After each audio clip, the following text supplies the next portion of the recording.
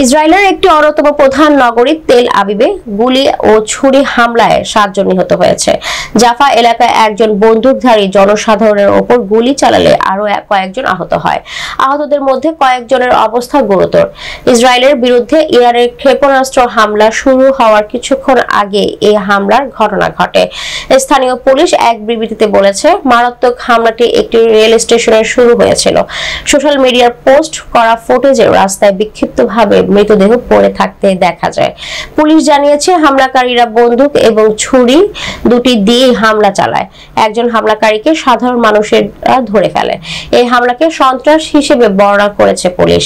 অপরাধীদের পরিচয় প্রকাশ করা হয়নি।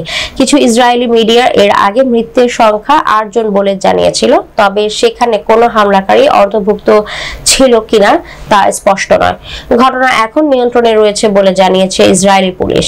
তারা 2 হামলাকারীকে আটক করেছে।